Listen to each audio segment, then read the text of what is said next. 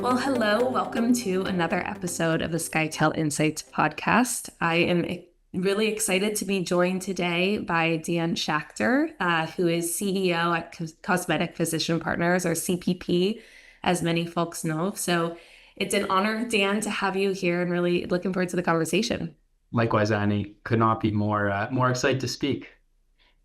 Great. So one of the things I always find, interesting to sort of start out with is your path to CPP, and we can sort of talk a little bit more about this. But I was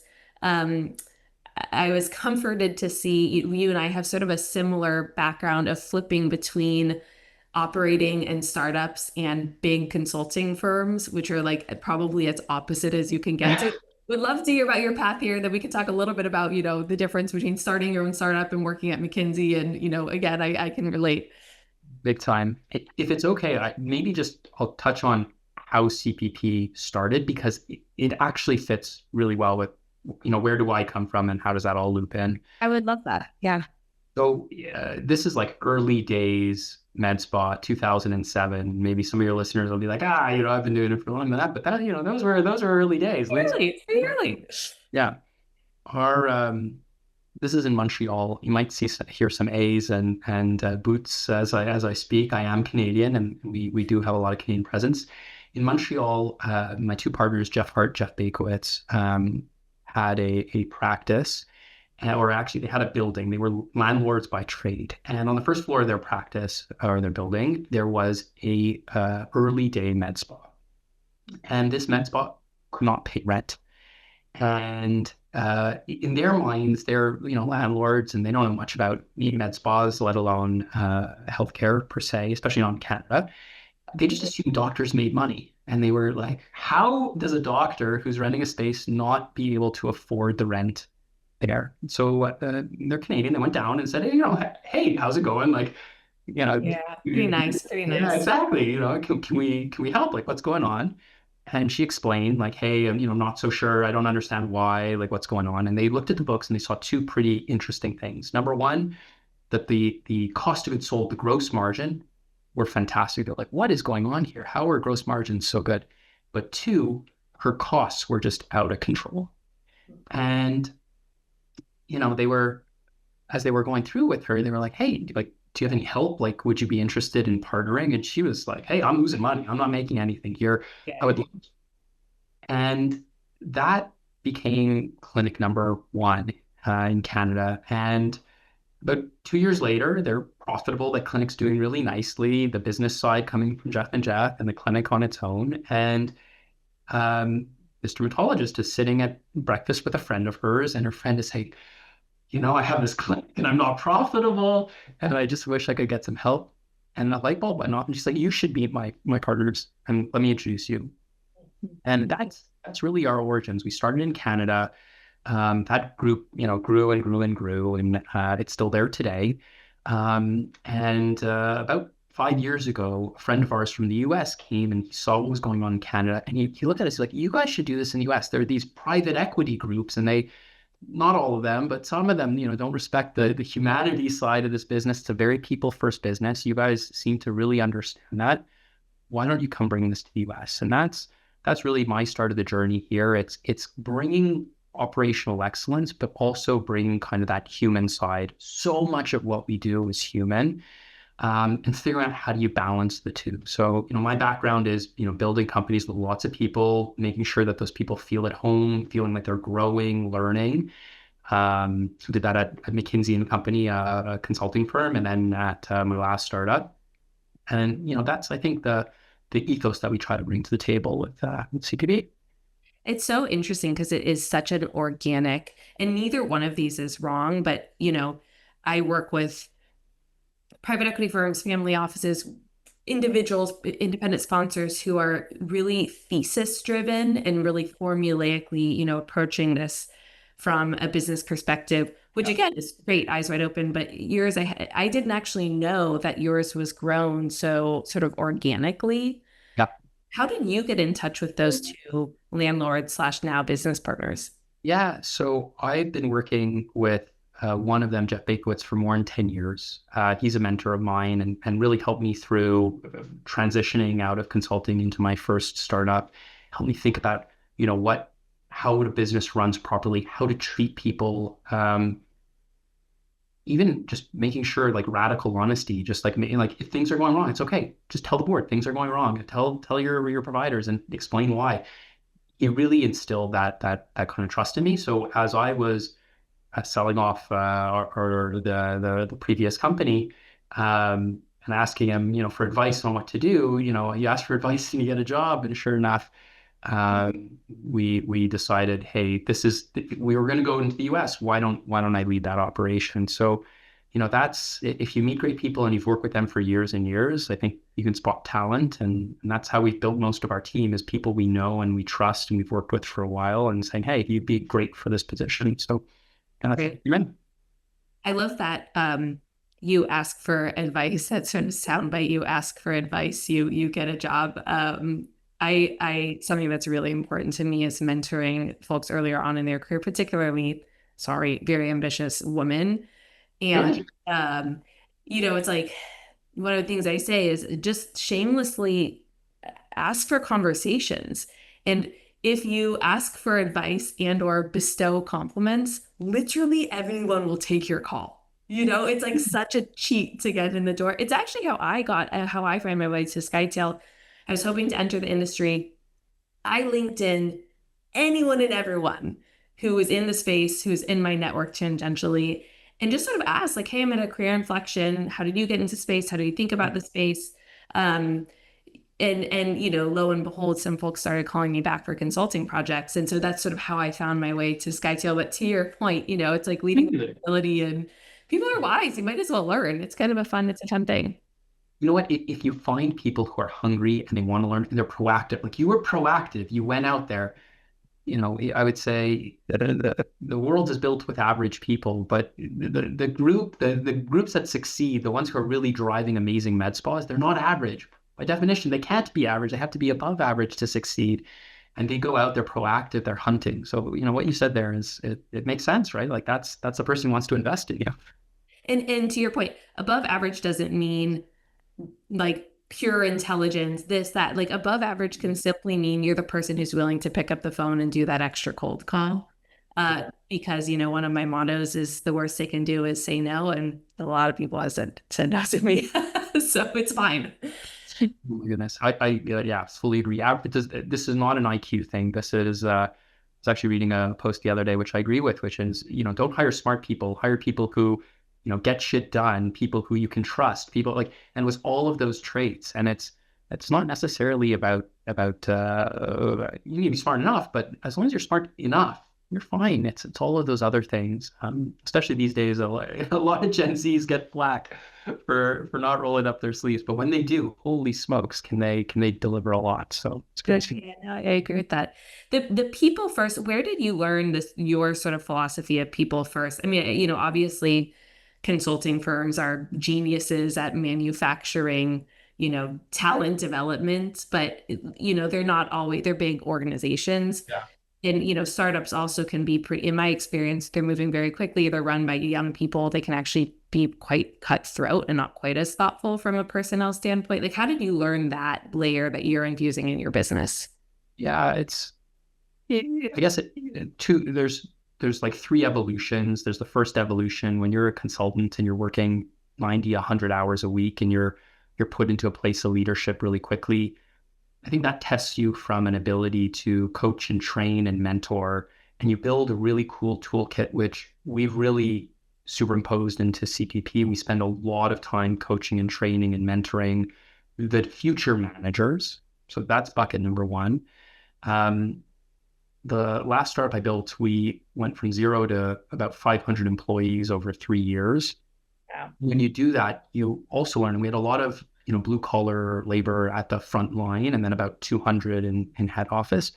And as COO and head of operations, you really have to work on the ground. If they don't see you working, if they don't see you rolling up your sleeves next to them and being willing to like get dirty and get into it, you get no buy-in.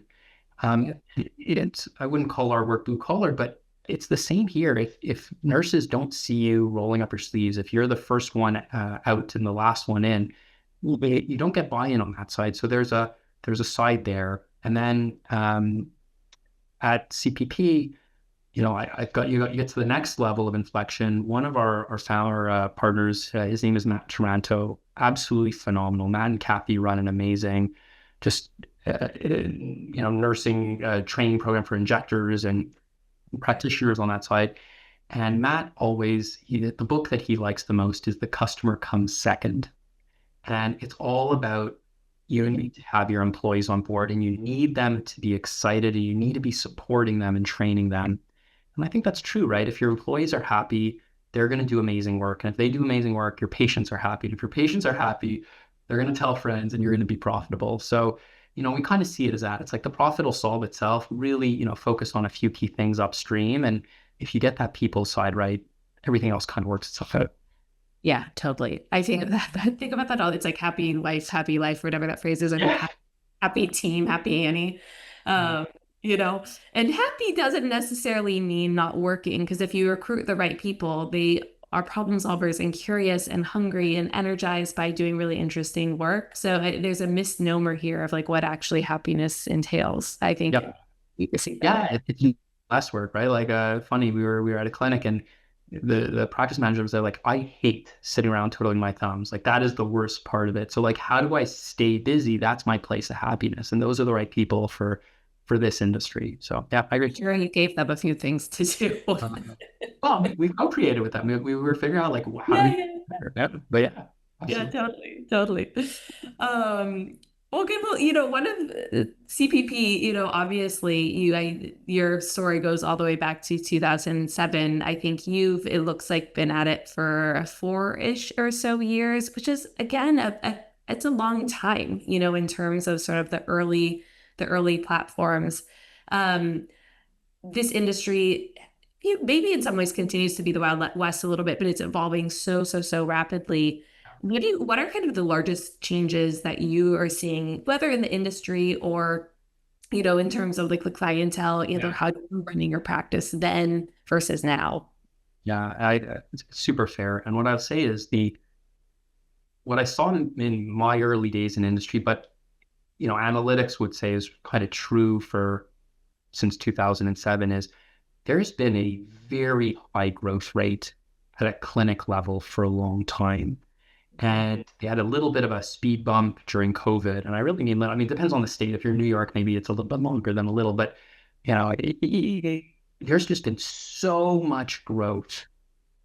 And in 2023, 2024, and I guess early 2025, things changed. And what had worked for the last decade doesn't necessarily go forwards. And what I mean by that is, I think in 2017, if AmSpa data is right, I think there were like 3,500 or 4,000 clinics. And then you fast forward not even 10 years, we're like 6 or 7 years, you go from 4,000 clinics to 14,000 clinics. So the industry might have kept growing at a stable rate at that point. But of clinics, the amount of competition just exploded. And from my understanding, looking at externally at the data and feeling it as being in the industry, it became a lot harder. The growth that people saw in 2021 and 2022 really became a headwind challenge in 2023 and onwards. And the practices that have been able to do well, and we look at probably around 300 practices a year. So at this stage, when you've looked at over 1,000 practices and visited probably 350, you can kind of pattern match like what makes the winners win and the ones who are struggling struggle. The ones who have been able to spot trends quickly have been able to figure out how not just to spot the trend, but then execute on it. And like, whether it be GLP-1s, whether it be hormones, whether it be exosomes potentially, these are tricky things. They're not as simple as, not to say injectables are simple, but they take on learning, they take the right training, they take the right thought. Practices that were able to or have support like yourself, who's coming in there and helping them think about how to do this. if they didn't have that, if they didn't have that operational excellence, they struggled, and we see that today. I think the average clinic is on a same store basis is actually down 3-4% this year, and that's off last year, which was also down. It's really tough. So you do hear practices closing. So that operational excellence and making sure you can spot, what are those trends and really implementing them well is key. And if you have the right support network, so CPP, we act as that support network, but if you don't, something like a Skytale, that's super helpful to these practices. And that's where we really see the difference between those kind of succeeding and versus before, where you can kind of do anything and you'd be okay. Yeah. Yeah. And that sort of like leads me into another one of the things I wanted to talk to you about, which is just, like you have so many practices, the best sharing of best practices between the practices, obviously is probably pretty complicated, but a huge value add of your platform. How are you, say there's a new trend, this practice is there on the forefront of it. They've really successfully, implemented, say, exosomes into some of their protocols. How are you then, as a firm, ensuring that those best practices are deployed throughout your network? Yeah. So I think a few things to keep in mind with CPP, and this is why we're very different than some of the other groups, and the other groups can be great too. So it's not to say they're model bodies. We are carrot, not stick. So we're not private equity backed. This is our own money. It's owned by the doctors. So CPP is actually owned by all the clinics coming together. And that makes a difference because every single clinic owns every single other clinic. So you basically, what you do when you join is you're changing your clinic for everyone else's. Yeah. So when someone has found something that works well, they are actually They're pushing. Yeah, exactly. Yeah. Totally. Motivated to be like, hey guys, I figured out how this widget works. You should implement it at your practice as well. So number one, there is actually a compensation mechanic at CPP, which entices people to want to go share that idea. Two, we've been doing it a longer than most of the other groups. So it means that we can have a much larger team. We're bigger. So we're almost between globally in all of our groups, we're more than 100 practices, Europe, North America, which is pretty large. So we have more than 60 people who just work in our quote unquote head office, whose only job is to support our practices. So number two, we have resources to then go and support the practices and figure a lot of the stuff out and document, what's the right pricing to charge and what are good package ideas and what are, promotional material, like figure all that out. So How do you put that magic in a bottle? Yeah, exactly. And, like pass that around. Yeah. We call marketing in a kit, right? Like you just open it up and like, here you go. And it's, in fairness, there's a little bit of localization, but you can do a lot of it, right? And then the third is the community aspect. So again, how do we have an unfair advantage? And I always think about that when you can put everyone together. So, we have a combination of monthly board calls where all of our doctors get together and we talk about the main things. And then we cascade that down. So, following our monthly board call, we have a monthly practice manager call and we do the same thing. So, it's a combination of all of that. You have the right compensation structure that incentivizes people to do it. You have the right support structure. So you have the right people to go help. And then you have the right communication structure. And if you have those, it naturally, it sort of runs. It's sort of, you don't have to like force anything down. That's a really, I mean, it's a nice framework. Obviously incentives work, but I think the carrot, not the stick analogy is a really nice one. Even tactically, like, is there a company-wide Slack channel? Like, how is Office Manager A able to communicate with Office Manager B? Is that something that they have access to, or is it a little bit more, sort of ad hoc than that? Yeah, we built so we have two ways of doing it. For like really quick responses, we use Teams across our network, Microsoft Teams, which like Slack, it works really well. And then we built an intranet called The Needle, and literally everything's in it. And if someone's, the way that we do it is if you've asked the question twice, you should document it. Or someone has asked the same question twice, we should document it. So pricing is all going to be there. Now there's different groups, so you can protect it so not every employee sees that, but events are in there, marketing is in there, everything is in there. So if there's a question like, what's the address for Clinic 123? It's in the needle. What's the rollout plan for hormone replacement therapy? It's in the needle. What pricing structure should I use? So by doing that, that also really helps create quick communication on Teams and then a data repository in the needle. Yeah, so it's having that single source of truth. Um, is huge and something that we are working on at Skytale. They feel like it's like those internet things or those projects that like they're never done. It's like our CRM. It's like HubSpot. It's just always constantly evolving. It's a gift that keeps on giving, but that's just part of the process. Part of the process. We had a cheat for that, and actually, a lot of our strategy comes out of cheat. One of our board members, we brought in from a dental group who has over 750 practices, and really shared our ethos, that partnership mindset. And I remember sitting down with him the first time and like going through like what are the lessons learned. And he's like, I wish I did this and this and this. Like as you're like furiously taking notes, and you're like, you can do that. Can you share me that? Can you send me that? Yeah, exactly.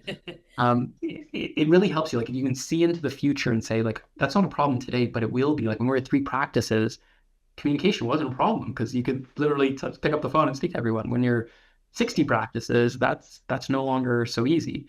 So that really helped us by having the right people on board who could see into the future and say, okay, this is what you have to know, going back to time and training. Start building now. I mean, it's kind of one of my mottos too is, if you're thinking about like ways of working or setting up a new system or process or procedure, and this is both for, me internally, but of course also our clients. Yep. It's like, okay, what works now? Okay, if we 10x, what would this work? So like every decision we make needs to be under the lens of when we're many, many times bigger than we are today, like what is going to break down and why.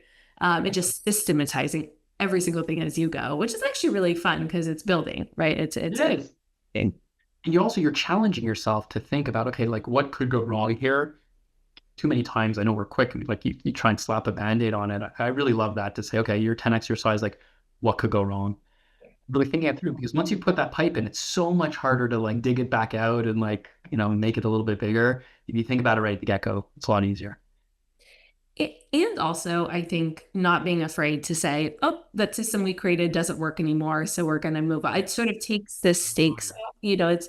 It's almost like, I don't know, when I have friends who are looking for a new job and feeling really, really overwhelmed by the decision, I'm like, all it has to be is better than today. Like you're not going to find like the thing that hits every single button. It just has to be, let's lower the stakes a little bit. There's something to be said for like, we're going to put in a process because boiling the ocean actually isn't going to really help us. If it stops working, we'll change it. And we're just going to go all, eyes wide open into that together. Leave it. Well, you have to figure out what's like the infrastructure that if it breaks, you're really screwed. So for us, payroll's got to work. Trust me, you will hear within 3 minutes is on Friday. Don't mess with comp. Yeah, do not mess. Do not, especially with nurses, like do not mess with their payroll. Yeah. You need some of those pipes to really, really work well. And there's ones that are less important. If they break, it's okay. You have time to iterate and learn. So once you figure out like which are the pipes that kind of connect everything and must survive, our accounts payable system, super important, payroll, the whole HRIS system. So once you kind of have that, then it becomes a little bit easier and you can figure out where to experiment and where not. My like imagery for that one is it's like you're juggling a bunch of balls. You just have to figure out which ones are glass. Yeah. Sure. Right? That's the judgment is like some of them are glass and some of them are glass. 80-20 is not like you just pick a random 20% and you ditch those. Like, you have to figure out like which of these is actually like a really expensive, beautiful glass ball. And like those we're going to make sure that those are excellent. I haven't heard that one, but I like it. That I think that you need to figure out what's going on. There's a analogy I always share with my team, which is Reid Hoffman said it. Building a company like this is like putting out a forest fire. The goal isn't to put the fire out. That's impossible. The goal is to figure out which ones are going to cause the most damage, contain those, and the ones that aren't, you let burn. And in a little bit, you have to do that in this space where you have to figure out which are the problems that you really need to solve. uh, didn't really attack them right away. And that's, I think, also a little bit part of the philosophy here is to figure out what are the important ones. And then if you can contain them, slowly but surely the fire goes out and you're okay. Yeah. And sometimes fires need to burn, to your point. I imagine I'm not a parent. I imagine it's much like parenting. You know, some things you just have to let Yeah. happen. Some things you need to intervene because toddlers are toddlers. That's just sort of development. That's right. The one thing that you mentioned that I'm actually going to probably sort of circle and think about myself, and I'd encourage our listeners to sort of flag too, especially if they're practice owners, is what is your unfair advantage? I think that is such a wise, especially in light of the fact, to your point, right now, there's sort of a perception in the market that supply is outpacing demand, and same store sales are maybe down, flat, sort of depending on the report that you're looking at. And so like really thinking through as a provider or an owner, like what makes you different? How will you succeed versus your clients? Because it's sort of like one size fits all model used to work. And it's not really anymore, right? I would absolutely agree with that and like triple underline it. It's one of our questions we ask before any clinic joins the group. Um, and what I would say is, so like one half is like people and my other half is like data. And I kind of split hats and you have to take one off and look at the other time to time. And what's interesting is that we did analysis on like clinics that we deem to have an unfair advantage and looking at how they perform. We buy a lot of data. We buy data from 3,500 clinics across the nation. So we can kind of see how our clinics doing. And what's interesting is that clinics that we deem have an unfair advantage outperform the market by something like 13 to 14%. Now, just to show how important that is, if you're shrinking by 4% and all of a sudden you're now growing by 6, 7, 8%, that's a huge difference in like ability to pay salaries, ability to like be stressed versus not stressed. So it is huge. It's so, so, so meaningful. And that unfair advantage could be customer service. If you outdo everyone on your block with customer service, it might be your OB-GYN practice and it feeds your base practice. There's so many different flavors of it. If there's not just one. Yeah. If you have nothing, if you can't answer the question, like, why should you win versus the person next door when there's 14,000 practices, that's a existential problem that your business will face. Yeah. And this is where, if you don't necessarily know the answer to that question right now, I think this is where looking at corollaries can be, especially in consumer. Like, why does someone join Equinox versus Orange Theory? Why does someone go to SoulCycle versus another spin bar? Like what are analogies that resonate with you? And then really thinking through, because this doesn't happen on accident. Every single one of those businesses knew exactly what the surprise and delight sort of factor was there. In large part by understanding their customer, which I think is really like something that, anchors me. It's like, who are you serving and what is their problem statement? Because I think we often think that we know the problem statement when we actually really don't. And we go to solution too quickly, let them tell us. Yeah, exactly. Oh, yeah. I'm guilty of that too, by the way. So it's of course. The same. When you're moving really quickly, sometimes you just have to do the thing. Speaking of though, I mean, you guys are huge. I was on your website and I think at this point the website you're almost at or maybe at 60 practices, at least in the States, and you mentioned having a few abroad too, which is really incredible. I think that's actually a really unique thing. I hope that you've gotten some fun European trips as a result of that. Fair enough.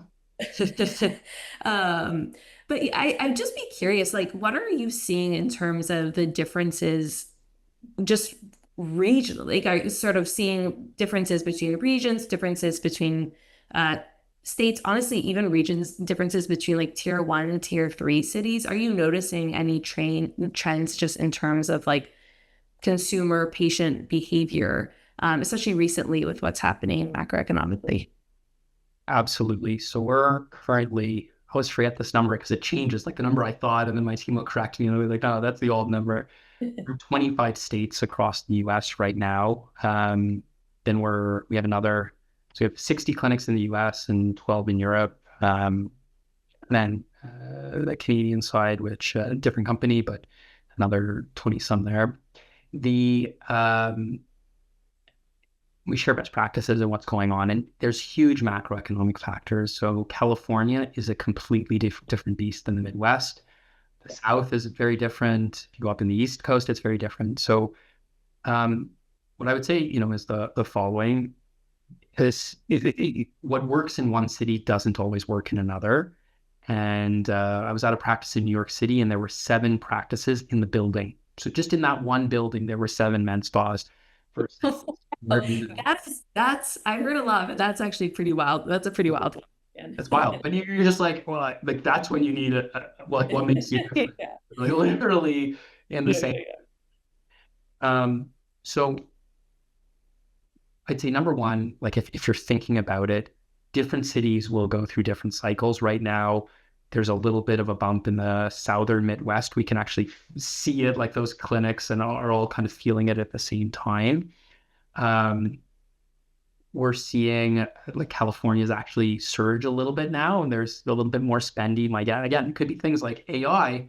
All of a sudden, money's flowing into the system, and people who have that money are now spending on, med spa services. So it's funny how one thing can bleed into another, but that'll be true in California. It might not be true in the Midwest.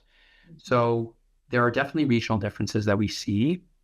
For us, we kind of look at it more like a portfolio. We like having clinics all over because when one area has an issue, the other ones can support and vice versa.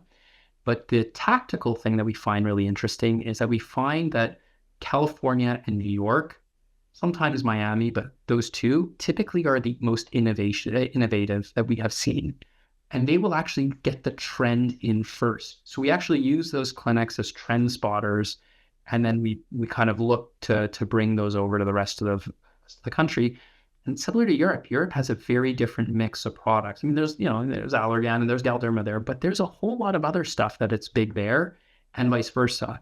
And that's also opportunity, right? If we can bring something in that's tested, we know is going to work, but at the same time is new and innovative, you really have a magic solution. So that's an area where, again, we can use our scale and size to have an unfair advantage. But if you don't, maybe having a trip, if you're in the Midwest, go to California, go take a look at what they're doing. Because they might be more innovative than the 2 or 3 practices that are within, a couple miles of you. Yeah. As a most of the time, sometimes San Francisco resident, I'm feeling particular pride that you didn't say Los Angeles. San Francisco is back, as I always say.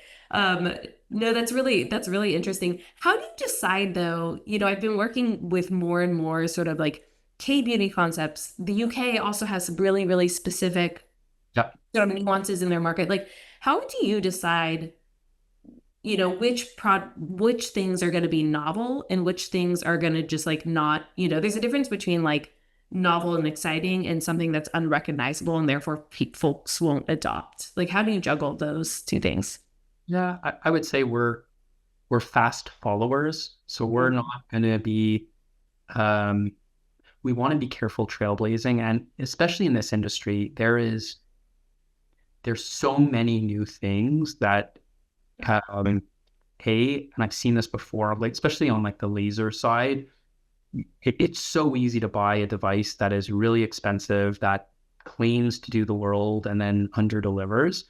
It's actually a rarity for it to actually deliver close to what they're saying it's going to do. Surprise, surprise. So I think we want to make sure that we're seeing some results and we can actually understand how it works and where it works and why it works. It's about understanding how it complements or replaces what we already have. So one of the key things I've found in clinics that join is we'll get a request for a new device that literally would replace something that they already have in their practice. And it might be a little bit better or... Yeah. Like the sexy new kid at AmSpa MSS. Yeah. There you go. And the one thing that I normally ask is, number one, is that because we have a lot of doctors. Sometimes doctors are, laser junkies, and they understand all the nuances, but like, Yeah, totally. are you firing it, or is it your team? And is your team able to digest all of that change? Do they want the change? Do they even want that new laser?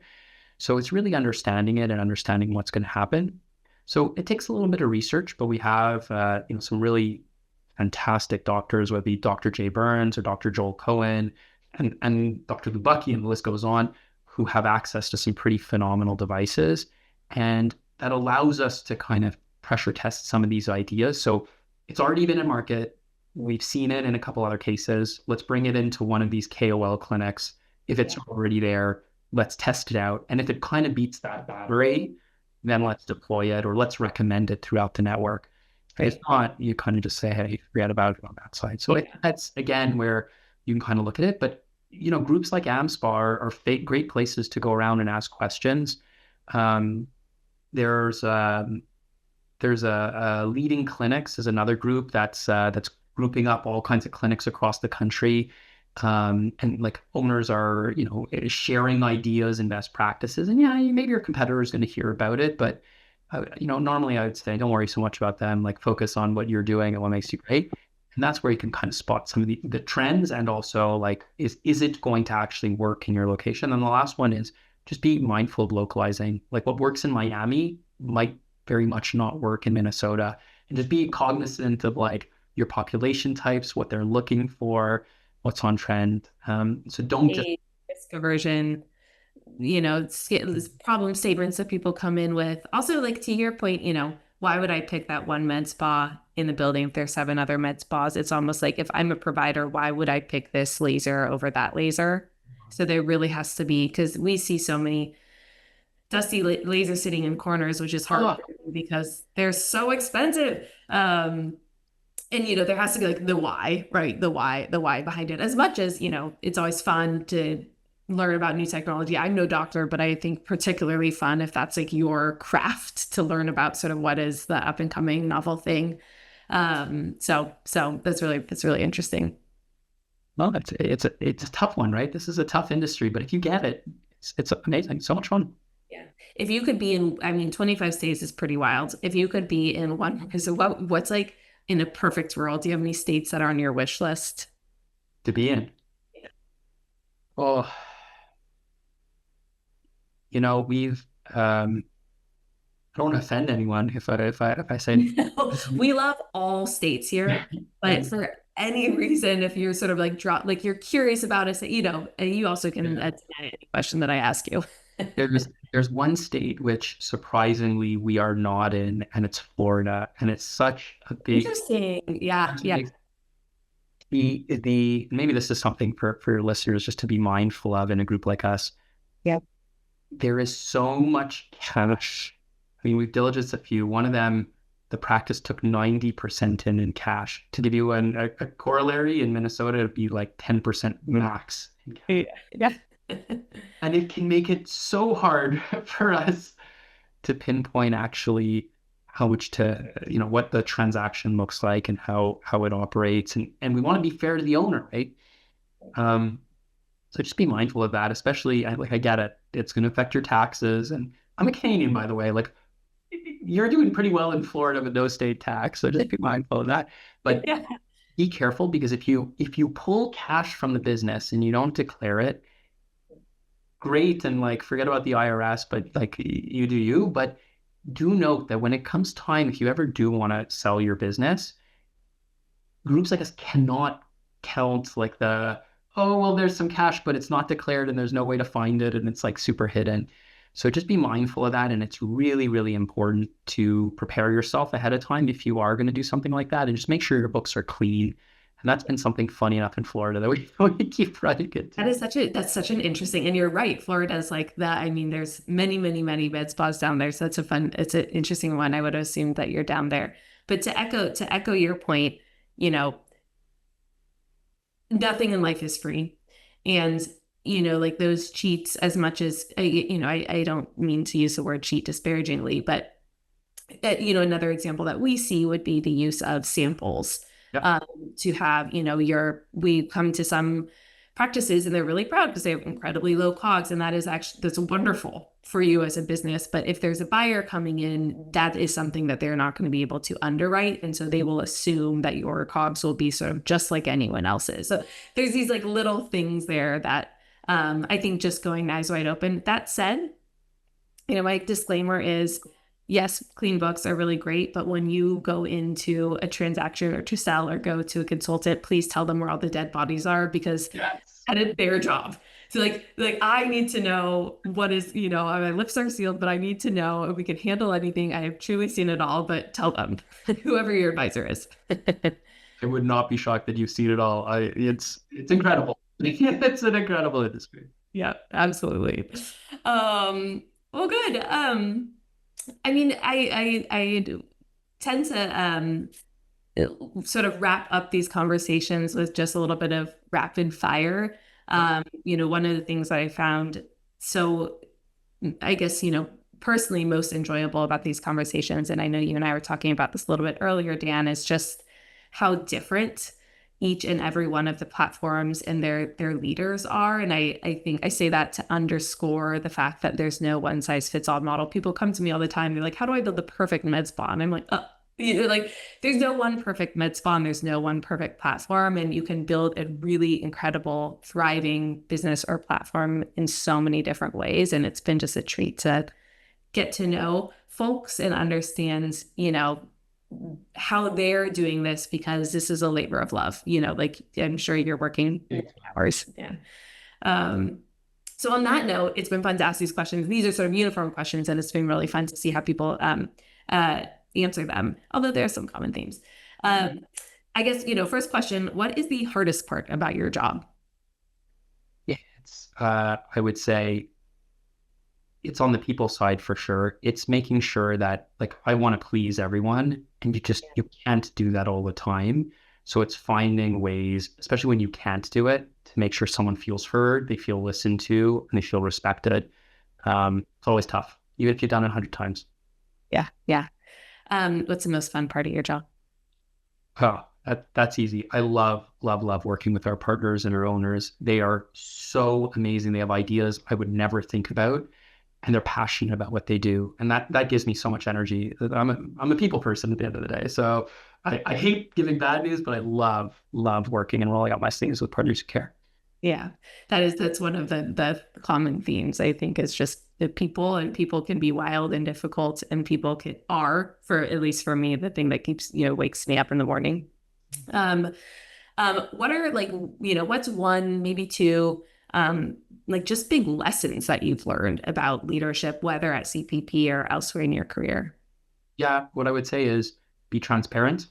If it's bad news, give the bad news, like rip that Band-Aid off, and do it in an empathetic way. I would say that to me has been the hardest thing. If you do this enough, there will at times be bad news. Hopefully you can avoid it.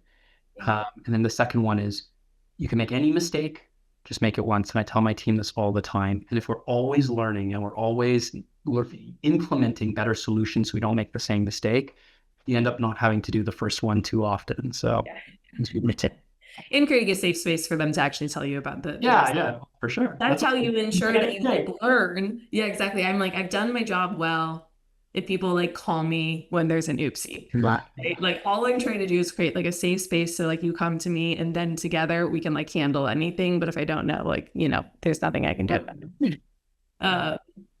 Great. Last thing, what are you most proud of when you look back? Oh my goodness. We're approaching almost 1,000 employees here at CPP across our clinics. And to me, at the end of the day, we are a combination of all of those people, and everyone coming together and having a good time is just, it's amazing. So that's, hopefully we're on to the next, to growth and happiness as we do it. But that's been a wonderful side of this. So, yeah. Well, that's a big milestone. I hope you're doing some things along the way to sort of, celebrate those wins. Maybe you should throw yourselves a 1,000, I don't know, 1,000 people party, symbolically. But needless to say, it's been really fun to watch you all grow from afar. Obviously our firm has known CPP for a while. And thank you for joining me this morning. Likewise, Annie, always a pleasure. And thank you so much for the time. Have a great one, everyone.